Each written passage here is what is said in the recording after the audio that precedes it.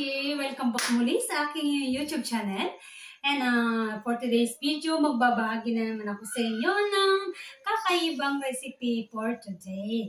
And ang bida ng ating recipe for today ay ang labong. Ang gulay na labong. At ang lulutuin natin ngayon ay lumpiang labong. Kung dati ka nang nakasubaybay sa aking mga na-upload, meron din akong ginawang labong burger. And this time, gagawa tayo ng labong, lumpiang labong. And kung paano ito gawin to mga mamshi, excited na ako ipakita sa inyo ang napakasimple nating lumpiang labong. So, ano pang inaantay natin mga mamshi? Let's go! Ayan mga mamshi, ito yung ating labong. And kailangan natin hugasan ito ng 3 beses. Pipigayin at saka natin ito tatadtarin. Ayan mga mamshi, ito yung mga simpleng sangkap natin. Ito, meron tayong chopped carrots. And ito na yung ating chinap-chop na labong. Ayan, chop-chopin nyo ng malit-liit. Mga mamshi, kung tinatamad ka naman, pwede namang hindi mo na tatatarin yung ating labong. And meron tayo dito garlic and onion, chopped garlic and onion. And meron tayo dito yung giniling na baboy, yung nakalata. Ito na lang ang ihalo natin mga mamshi. Less expenses ito. Kasi hindi mo na kailangan magpagiling pa ng karne. Ayan, napakasimple yung mga sangkap natin mga mamshi. And magigisa na tayo mga mamshi. Gigisa na natin ito. Ayan mga mamshi, magigisa na tayo. Maglagay tayo ng konting oil. Ayan.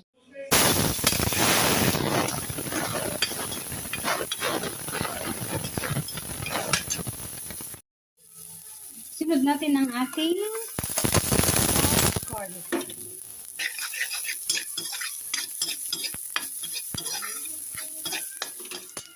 And then we add the minced garlic.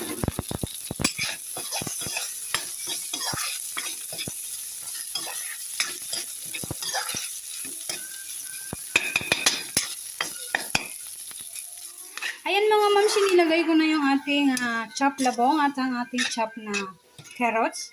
Sorry, akala ko naka-on yung aking video, hindi pala nung nilagay ko. Ayan, pinagsabay ko na kasi pareho silang matigas. Akala ko na video ko yung paglagay ko, hindi pala naka-on yung video. Sorry!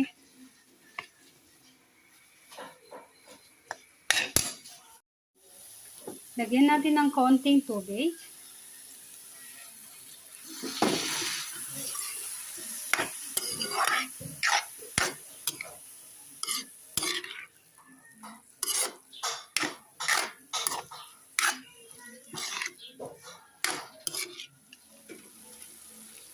Lagyan natin ng pamintang durog mga mamshi.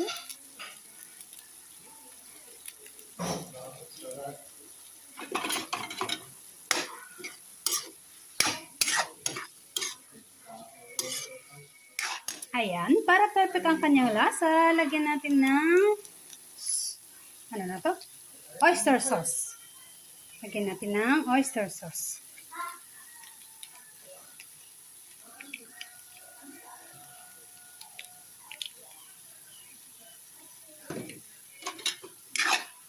Mix lang natin.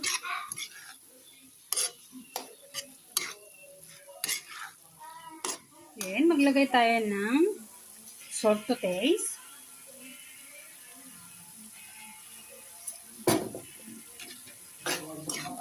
Kung wala kayong oyster sauce mga mamshi, pwede ang magic sarap at saka asin lang. Okay na yan. Ayan, tikman natin mga mamshi. Kumusta naman yung kanyang lasa? Ayan, sakto lang mga mamshi. Hindi siya mga lasa. Sakto lang.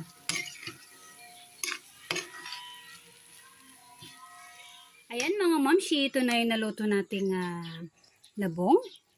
Ayan. Ganito lang dapat mga mamshi ang pagkaluto niya. Ayan, ready na tayo magbalot para meron na tayong kakainin mamaya. Ayan mga mamshi, ito na yung wrapper natin. So magbabalot na tayo. Lagay tayo dito.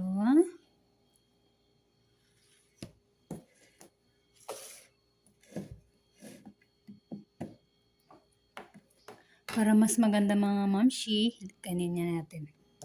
Yan, ganyan. And then, you fold it.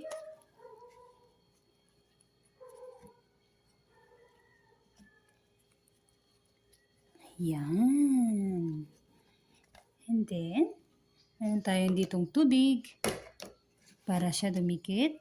Lagyan ng tubig.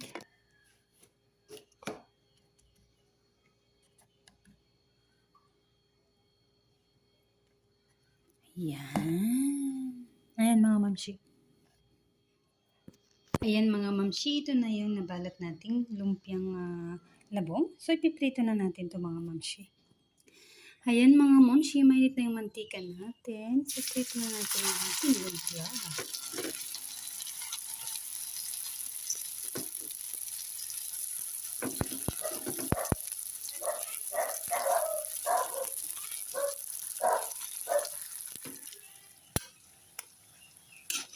Ayan mga mamshi, balik ka rin natin para maluto sa kabilang side. Ayan.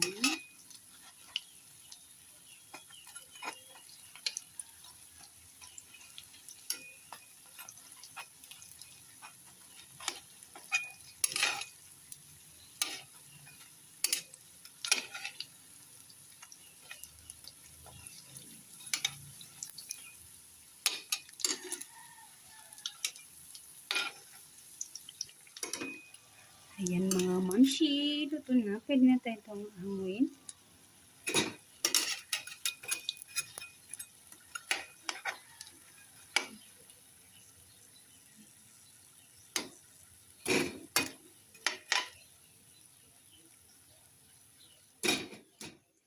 Ayan mga mamshi, ito na yung niluto nating lumpiang labong.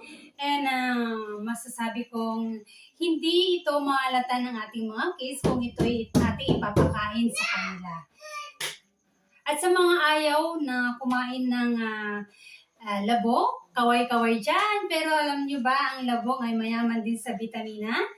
Sa dulo ng aking video, ay ipapakita ko sa inyo at i-share ko sa inyo ang mga health benefits ng gulay na labong.